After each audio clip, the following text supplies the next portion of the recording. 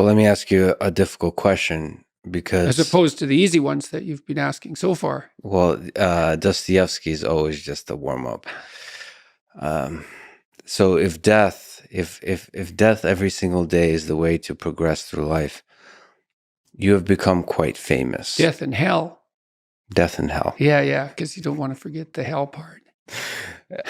Do you worry that your fame traps you into the person that you were before? Yeah, well, even That it Elvis makes- became an Elvis impersonator by the time he died. Yeah. Do you fear that you have become a Jordan Peterson impersonator?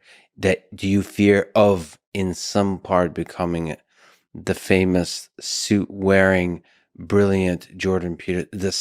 The certainty in the pursuit of truth, always right. I think I worry about it more than anything else. I hope I do. I better. Has fame, to some degree, when you look at yourself in the mirror, in the quiet of your mind, has it corrupted you? No doubt, in some regard. I mean, it's a very difficult thing to avoid, because things change around you. People are much more likely to do what you ask, for example, right? And so that's a danger, because one of the things that keeps you dying properly is that people push back against you optimally. This is why so many celebrities spiral out of control, especially the tyrannical types that, say, run countries. Everyone around them stops saying, yeah, you're deviating a little bit there. They laugh at all their jokes. They open all their doors. They always want something from them. The red carpet's always rolled out. It's like, well, you think, wouldn't that be lovely? It's, well, not if the red carpet is rolled out to you while you're on your way to perdition. That's not a good deal. You just get there more efficiently. And so one of the things that I've tried to learn to manage is to have people around me all the time who are critics and who are saying, yeah, I could have done that better, and you're a little too harsh there, and you're alienating people unnecessarily there, and you should have done some more background work there. And I think the responsibility attendant upon that increases as your influence increases. And as your influence increases, then that becomes a lot of responsibility. So, and then maybe have an off day. And here's an example. I've been writing some columns lately about things that perturb me, like the forthcoming famine, for example. And it's hard to take those problems on. It's difficult to take those problems on in a serious manner, and it's frightening. And it would be easier just to go up to the cottage with my wife and go out on the lake and watch the sunset. And so I'm tempted to draw on anger as a motivating energy to help me overcome the resistance to doing this.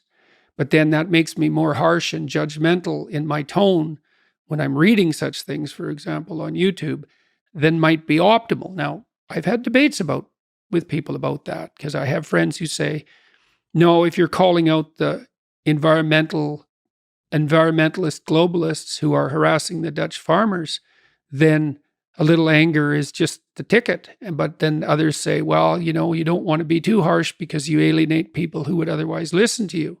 It's like, that's a hard balance to get right. But also maybe anger hardens your mind to where you don't notice the subtle, quiet beauty of the world. The quiet love that's always there, that permeates everything. Sometimes you can become deeply cynical about the world. If it's the Nietzsche thing. Yeah. Battle not with monsters, lest ye become a monster. Yeah. And if you gaze into the abyss gazes also into you. Right. But I would say, bring it on. Right? Because that's why I also say, knowing that he's absolutely right, but if you gaze into the abyss long enough, you see the light, not the darkness. Are you sure about that? I'm betting my life on it. Yeah, that's a heck of a bet. Well, because it might distort your mind to where all you see is abyss. Is abyss. Yeah. Is the evil in this world. Well, then I would say you haven't looked long enough. That's back to the swords, the flaming swords. It's like, so I said the whole story of Christ was prefigured in that image. It's like the story of Christ psychologically is radical acceptance of the worst possible tragedy. That's what it means. That's what the crucifix means. Psychologically, it's like gaze upon that which you are most afraid of. But that story doesn't end there, because in the story, Christ goes through death into hell. So death isn't enough. The abyss of innocent death is not sufficient to produce redemption. It has to be a voluntary journey to hell. And maybe that's true for everyone. And that's like, there is no more terrifying idea than that, by definition. And so then, well, do you gaze upon that? Well, who knows? Who knows? How often do you gaze upon death, your own? How often do you remind yourself that this ride ends? Personally? Personally. All the time. Because you, as a deep thinker and philosopher, it's easy to start philosophizing and forgetting that you might die today. The angel of death sits on every word. How's that? How often do you actually consciously all the time notice the angel? All the time. I think it's one of the things that made me peculiar. When I was in graduate school, I thought about, I had the thought of death in my mind all the time. And I noticed that many of the people that I was with, these were people I admired fine. That wasn't part of their character, but it was definitely part of mine. I'd wake up every morning. This happened for years. Think, time's short, get at it. Time's short, get at it. There's things to do. And so that was always, it's still there. And it's still there with, I would say, and it's unbearable in some sense. Are you afraid of it? Like what's Afraid your of death? relationship? Yeah. I was ready to die a year ago. And not casually. I had people I loved,